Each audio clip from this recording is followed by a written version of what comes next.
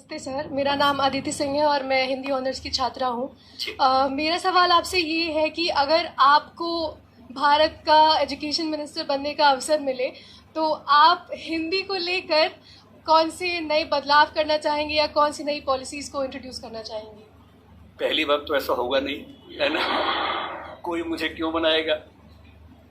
लेकिन अगर मैं इस हाइपोथेटिकल सिचुएशन में चला ही जाऊं कि मैं भारत का शिक्षा मंत्री बन जाऊं, इसमें एक समस्या ये है कि भारत में शिक्षा समवर्ती सूची का विषय है। समवर्ती सूची का मतलब है कि केंद्र सरकार के पास शक्तियां सीमित हैं, राज्यों की अपनी शक्तियां हैं। तो सबसे पहली बात, मैं राज्यों पर थोपूंगा कुछ भी नहीं, मैं सारे राज्यों के शिक्षा मंत्रियों के साथ संवाद करूंगा। मैं उन सबको प्रेरित करूंगा, समझाऊंगा। मैं उनसे कहूंगा कि तमिलनाडु में मेडिकल साइंस तमिल में होनी चाहिए, कर्नाटक में कन्नड़ में होनी चाहिए, हिंदी क्षेत्र में हिंदी में होनी चाहिए, हिंदी में नहीं इंग्लिश में होनी चाहिए, ऐसी कन्नड़ प्लस इंग्लिश में होनी चाहिए, तकनीकी शब्द अंग्रेजी में रहें। और वो शिक्षा सिर्फ मेडिकल साइंस क्यों, इंजीनियरिंग भी, लॉ में भी, जुडिशरी में भी। मैं ये भी चाहूंगा कि भारत के हर एग्जाम में, केंद्र के हर एग्जाम में अंग्रेजी और हिंदी का समान महत्व होना चाहिए। और राज्य स्तरीय हर परीक्षा में उस राज्य की राजभाषाओं का सम्मान होना चाहिए।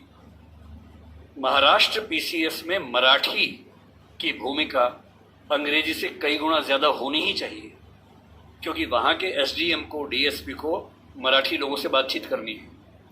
और यदि किसी राज्य में 2-3 राजभाषाएं हैं तो वहां की परीक्षा में उन दोनों तीनों राजभाषाओं की परीक्षा होनी चाहिए, ताकि वो व्यक्ति सेवाओं में आए जो उन भाषाओं को बोल सकता है। कुछ ऐसे प्रयास। और तीसरी बात, अभी हमें शिक्षा पर बजट हम बहुत कंजूसी से खर्च करते हैं। हमारा ज्यादा बजट सेना पे खर्च होता है और चीजों पे होता है। मजबूरी वो भी है, सेना को हम नहीं छोड़ सकते, क्योंकि सुरक्षित होंगे तो पढ़ेंगे। अगर युद्ध हो गया, किताब फेंके तो मारेंगे नहीं, तो हमें ये हथियार चाहिए ही चाहिए, युद्ध तो करना ही पड़ सकता है। पर मैं चाहूंगा कि शिक्षा पर हमारा खर्च बढ़े। एक ऐसी हिंदी में समस्या क्या होती है, और ये हिंदी के साथ बाकी भारतीय भाषाओं में, आपको हर विषय में अच्छे अध्यापक ही नहीं मिलते हैं। अच्छे अध्यापक क्यों नहीं मिलते हैं? क्योंकि अच्छे कॉलेज ही नहीं है। अच्छे कॉलेज क्यों नहीं है? क्योंकि अच्छे शिक्षक पहले बने ही नहीं थे। अच्छे शिक्षक क्यों नहीं बने थे? क्योंकि उनको पता था कि नौकरी मिलेगी नहीं। अगर नौकरी इंग्लिश में ही मिलेगी तो लोग इंग्लिश मीडियम में ही पढ़ेंगे। इस बच्ची ने अभी भी कहा कि मैं अंग्रेजी माध्यम में, मुझे हिंदी ज्यादा समझ में आती है। पर ये अंग्रेजी माध्यम में क्यों है? क्योंकि नौकरी का संकट है, एक मजबूरी है कि नौकरी इंग्लिश में मिलेगी। अगर भारत सरकार ठान ले और राज्यों की सरकारें ठान लें, अपनी अपनी भाषाओं में पढ़ाई लिखाई की संस्कृति को ठीक से विकसित करें। रामविलास शर्मा जी ने कहा था कि हर जिले में एक विश्वविद्यालय होना चाहिए अपनी भाषा में। आंध्र प्रदेश के हर जिले में एक तेलुगु विश्वविद्यालय हो, जो उस जिले की विशेषताओं को केंद्र में रखकर ज्ञान, विज्ञान, कौशल का विकास करता हो। ये हिंदी पट्टी में होना चाहिए। हर जिले में विश्वविद्यालय हो, छोटा ही हो, एक विश्वविद्यालय हो। उस जिले में खेती कैसे अच्छी हो सकती है, उस जिले में उद्योग कैसे पनपेगा, स्टार्टअप कैसे होगा, उस पर रिसर्च वहां पर हो, वहां की भाषा में हो, वहां के किसान को समझ में आती हो। और देखिए, अनुवाद की दुनिया बड़ी समृद्ध हो चुकी है। आज से 4 साल पहले गूगल ट्रांसलेट करने पे हंसी आती थी। आज क्रिएटिव ट्रांसलेशन छोड़ दीजिए, तथ्यों का अनुवाद मैं तो अक्सर लगभग रोज इस्तेमाल करता हूं। हम जिस संस्था में काम करते हैं दृष्टि में, हमारी राजभाषा हिंदी भी, अंग्रेजी भी है।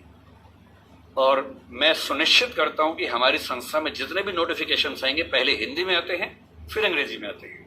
मैं खुद बनाता हूं, दोनों भाषाओं में बनाता हूं। पहले हिंदी में, गूगल ट्रांसलेट पे जाता हूं, 1 सेकंड में अनुवाद हो जाता है। फिर उसको चेक करता हूं।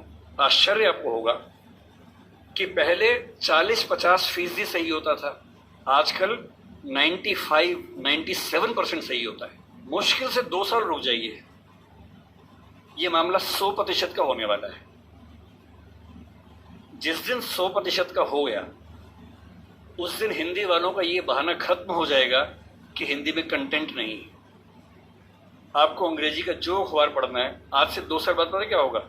आप नेट पे जाएंगे, द हिंदू मान लीजिए पढ़ना है आपको, आप द हिंदू पे जाएंगे, नीचे क्या लिखा होगा, कौन सी भाषा में पढ़ेंगे, सारी भाषाओं के नाम होंगे, यहां तक कि स्पेनिश और फ्रेंच भी लिखा होगा।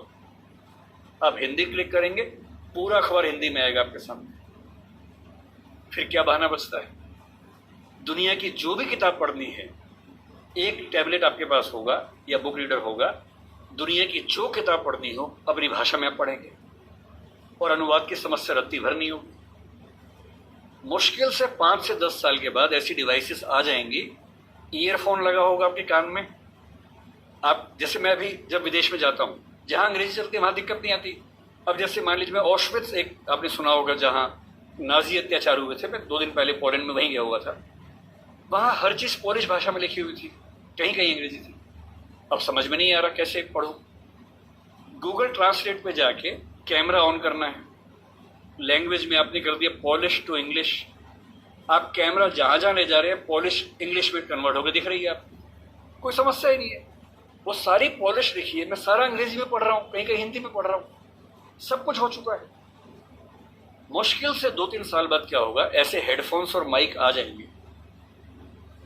आप अपने कंप्यूटर से या फोन से कनेक्टेड हैं, एक पॉलिश व्यक्ति या मान लीजिए डच व्यक्ति आपसे बात कर रहा है नीदरलैंड्स का, उसको केवल डच आती है, मुझे केवल हिंदी आती है। मैंने अपने फ़ोन में डच से हिंदी सेट कर दिया, उसने अपने फ़ोन में हिंदी से डच सेट कर दिया। वो डच बोल रहा है, मेरे हेडफोन में जो माइक है वो उसको सुन रहा है, कंप्यूटर कनेक्टेड है, फ़ोन कनेक्टेड है, मेरा फ़ोन तुरंत उसको हिंदी में कन्वर्ट करके मुझे हिंदी में सुना रहा है। मैं हिंदी बोल रहा हूँ, उसे डच में सुन रहा है। और ये मैक्सिमम अगले 5 साल का मामला है। 5 साल बाद बेबीलोन की मीनार बन जाएगी। 5 साल बाद आप दुनिया की किसी भी भाषा के साहित्य को, साहित्य में थोड़ी दिक्कत आ सकती है, ज्ञान विज्ञान की बात कर लेते हैं, किसी भी भाषा के ज्ञान विज्ञान को आसानी से पढ़ सकेंगे। अगर मैं शिक्षा मंत्री बन गया, जो कि मैं नहीं बनूंगा, मैं जानता हूं, क्योंकि लोग क्लिप काट के चलाएंगे कि देखो बनना चाह रहा है ना। अगर ऐसा कभी हुआ तो मैं सुनिश्चित करूंगा भारत के हर विश्वविद्यालय में हर ज्ञान की चीज हर भाषा में उपलब्ध हो।